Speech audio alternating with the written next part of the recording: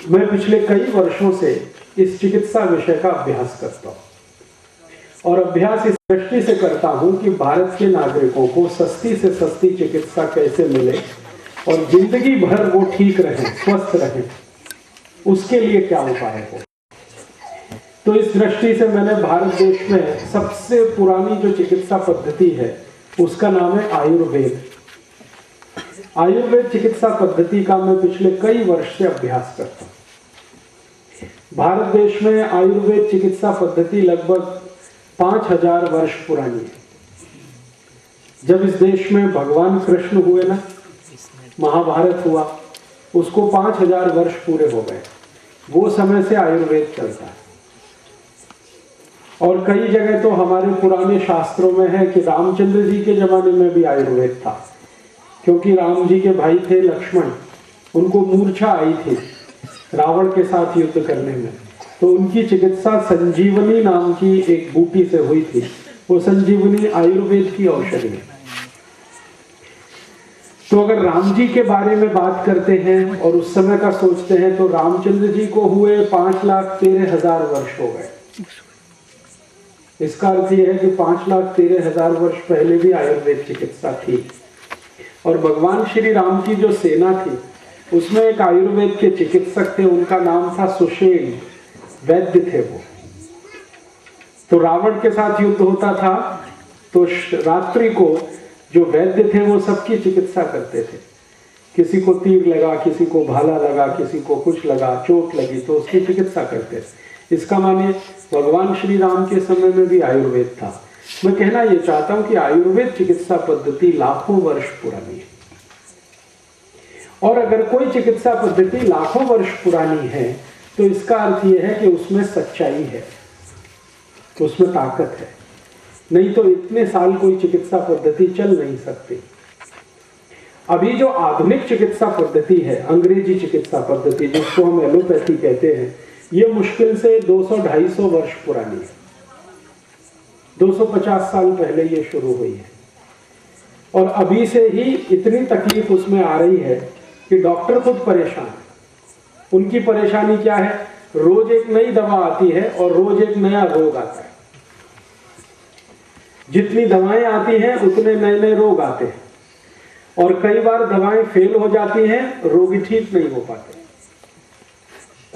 हमने कभी नहीं सुना ऐसा एक रोग इस साल आया, चिकनगुनिया। सुना आपने चिकनगुनिया? मैंने कभी सुना नहीं जिंदगी में चिकनगुनिया, लेकिन आ गया। और इस चिकनगुनिया में इतना तकलीफ हुई है, लाखों लोग इसमें परेशान हुए और हजारों लोग तो बेचारे मर गए क्योंकि इसकी औषधि नहीं है डॉक्टरों के पास। तो ऐसे नए नए रोग आते रहते हैं, नई नई चिकित्सा करते रहते हैं, फिर दवाएं आती हैं, फिर रोग आते हैं। तो मैं जब ये चिकित्सा विषय का अभ्यास करता था तो मुझे पता चला कि ये जो एलोपैथी चिकित्सा है, आधुनिक चिकित्सा है, इसमें क्या होता है कि दवाएं जो है ना वही रोग पैदा करती है। आप जो गोली खाते हैं ना, वो गोली आपको एक रोग में से निकालती है, दूसरे में फंसा देती है। ऐसी दवाएं हैं। जैसे आपका रक्त दबाव जास्ती है, माने है ब्लड प्रेशर हाई है, बीपी, उसकी आप गोली खाओगे और लगातार खाओगे तो थोड़े दिन में आपको हृदयघात हो जाए, हार्ट अटैक आ जाए, क्योंकि उसकी जो गोली आप खा रहे हो उस गोली की विशेषता है कि वो हृदयघात लाते हैं। ऐसे ही कभी आपका सिर दर्द होता है, धोखे दुखना, उसमें आप एक गोली खाते हो एस्पिरिन, डिस्पिरिन, तो ये गोली सिर दर्द तो खत्म करती है लेकिन ब्रेन हेमरेज हो जाता है, मस्तिष्क में खून की नस फट जाती है उसी गोली से। ऐसे ही आपको अगर ज्वर आया, ताप आया, ताप, मलेरिया आ गया या तो टाइफाइड हो गया, तो आपको डॉक्टर एक औषधि लिखता है पैरासीटामोल। पैरासीटामोल आप खाओगे तो ताप तो चला जाएगा लेकिन आपका जो किडनी है और लीवर है, यकृत है, वो खलास हो जाएगा। क्योंकि एलोपैथी की दवाएं ऐसी हैं, वो एक रोग खत्म करती है, दूसरा पैदा होता है, दूसरा खत्म करती है, तीसरा पैदा होता है। इसलिए जिंदगी भर आपको डॉक्टर के चक्कर में फंसना पड़ता है और आप हमेशा निरोगी नहीं रह पाते, स्वस्थ नहीं रह पाते। इसके विपरीत जो आयुर्वेद चिकित्सा पद्धति है उसमें एक सूत्र है, बहुत सुंदर सूत्र है, वो आपने शायद सुना होगा। आयुर्वेद चिकित्सा पद्धति पूरी संस्कृत भाषा में लिखी गई है। तो उसमें एक सूत्र है, सर्वे भवन्तु सुखिनः, सर्वे सन्तु निरामया, सर्वे भद्राणि पश्यन्तु, मां कश्चित् दुःख भाग् भवेत्। सब सुखी हो, सब निरोगी हो, किसी को कोई दुख ना हो, इसके लिए आयुर्वेद चिकित्सा पद्धति। सब सुखी हो, शरीर से निरोगी होंगे तो सुखी होंगे।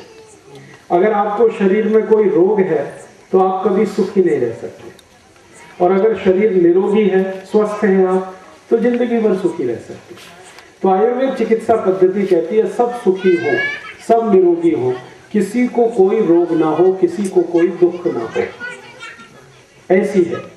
तो जब मैंने इसका अभ्यास किया तो मैंने सोचा कि यह चिकित्सा पद्धति का सूत्र है सर्वे भवन्तु सुखिनः, माने सब सुखी हो, तो इसमें जरूर कोई सच्चाई है, कोई ताकतवर बात है। तो इसलिए मैंने उसका अभ्यास किया।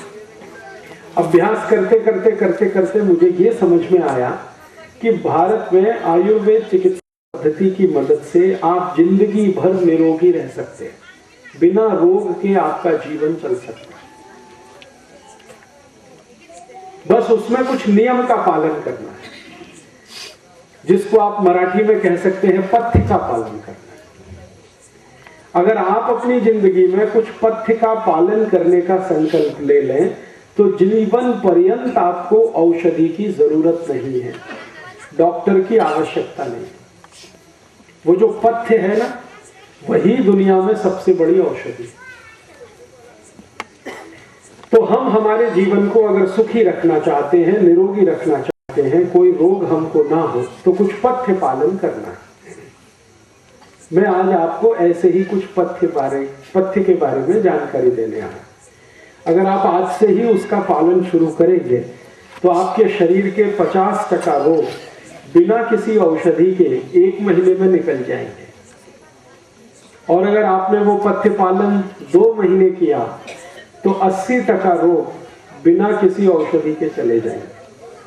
और जो 3 महीने किया तो सभी रोग आपके शरीर से चले जाएंगे।